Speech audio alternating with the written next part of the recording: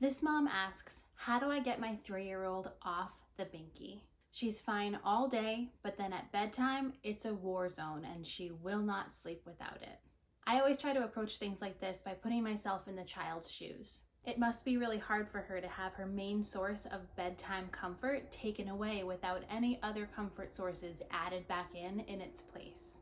Bedtime universally is one of the hardest transitions of the day for children of any age, partly because they're going unconscious, which is a really vulnerable thing, and partly because that means they're separating from you, which again is a really vulnerable thing. Even if we know that they're safe, they might not know that.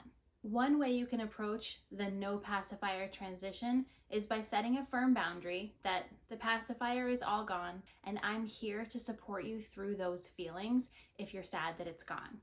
I know you might worry about traumatizing your child, but really it's not so much about the pacifier being gone, it's about being supported through their grief about it being gone. So you might decide that in your family, the pacifier is all gone now, daytime and nighttime, and we're going to add in additional comfort sources. For your child, that might mean a special stuffed animal or a special blanket, but not every child has a lovey item like that. Either way, the most effective way to help them through this transition and be a solid, comforting presence for them is to lay with them while they fall asleep.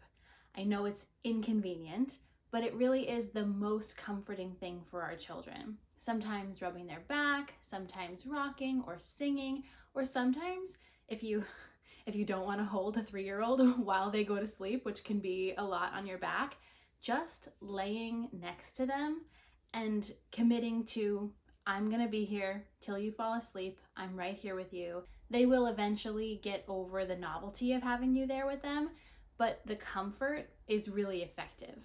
Even if one source of comfort, like a pacifier, is no longer appropriate at this age, it doesn't mean that the child is necessarily ready to go to sleep on their own without additional comforts.